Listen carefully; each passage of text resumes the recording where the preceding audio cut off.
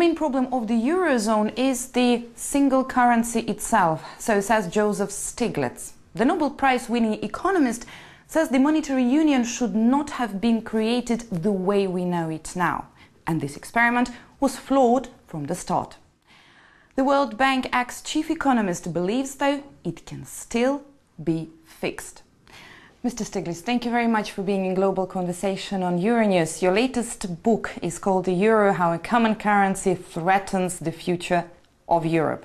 Is there a way to save the monetary union and to make it prosper? Yes, I think there is. But it requires creating certain institutions like common deposit insurance, a common way of resolving problems in banks that are faced difficulty. It requires some kind of mutualization of debt. We call it something like a euro bond. It requires changing the rule of the European Central Bank so it doesn't just focus on inflation, it also focuses on growth and employment and financial stability. It requires creating a common solidarity fund for financing unemployment, for other cyclical needs within the Eurozone. So there are these reforms. They're not, in some sense, huge. Mm-hmm. The question is, are they too huge for the politics? And particularly important, the reforms have to be done fairly quickly. How much time do we have for that? Well, there's no magic number, but what has been clear is that Europe has been playing a game of brinksmanship. And the problem with brinksmanship is that there is a chance each time that you go over the brink. You had a Greek crisis a year ago, but the way that crisis was fixed actually led Greece to continue to decline. There was a referendum last year. We saw the majority voted to reject these austerity measures. 62%. 62%. 1 year after the referendum, and the crisis in Greece is still far from being over. It's worse. It's worse than it was a year ago. And that's because they insisted on another dose of austerity. And predictably, that next dose of austerity led the economy to continue to go down. Do you think that austerity is still needed? I think austerity is dangerous. It's not only not needed, I think it's really hurting the countries of Europe. Austerity has almost never worked. Last year's referendum was seen by many as a no to the Eurozone and to Europe in general. Do you think that Greece would have more chances to overcome the crisis outside the Eurozone? Yes, I do.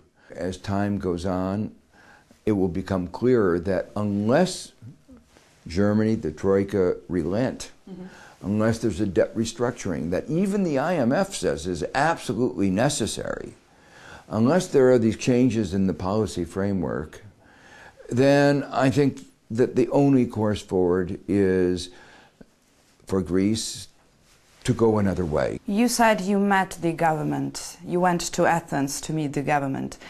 I would like to know, what was it when you went there during the crisis last year? What was it that struck you the most there when you went? What struck me the most was they really wanted so much to be part of the euro, so much wanted to get out of austerity, and the inability to realize they could not have both. I'm going to ask you about another country that recently made a decision to leave the European Union. Do you believe that Britain now has more perspectives now and it's going to be better for the UK to stay out from the European Union? Well, I think that the consequences of Brexit are more political than economic. The real question is, what does it say about the future of the European Union? That's the political issue.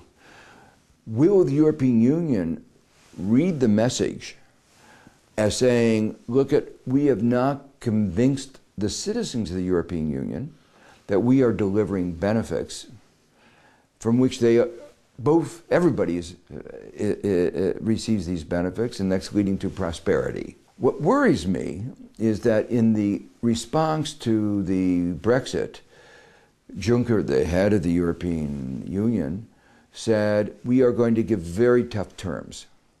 We're going to make it very difficult because we don't want any other country to leave. It was saying the only way we keep Europe together is out of fear, not out of the benefits they get. You know, if you're getting benefits, you don't want to leave.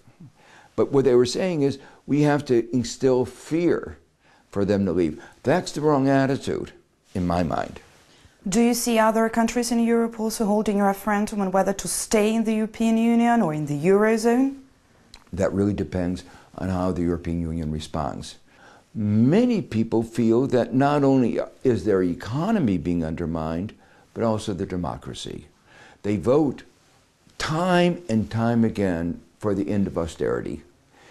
Not only in Greece, but 62% voted in Portugal, 62% voted in Spain, strong votes in France and Italy. And yet they're told, I'm sorry, these issues, which are the most important issues, are no longer a matter of your democracy. They've been delegated to Brussels, to Frankfurt, to Berlin. You've given up your sovereignty over the thing you care the most about. In some of the elections, some of the candidates were campaigning on the view that they were the best person to bargain with Germany. It wasn't that we have the best policies, it was acknowledged that the policies were being set somewhere else and we were a better bargainer. The countries we've just discussed now are the countries that did hold referendums, Greece and the United Kingdom, the countries where the referendums, that kind of referendums are possible, Southern Europe. It also brings us to this problem nowadays that people are not only against the austerity, as you said, but also against this inequality a lot. Is it something we see in the run-up to the US elections? Oh, very much. And some of the themes running through Europe are themes that are also running through the United States. The anger of so many of our citizens that these policies, financial market liberalization, globalization, have left large fractions of our population behind, and the promises of our leaders have not been fulfilled.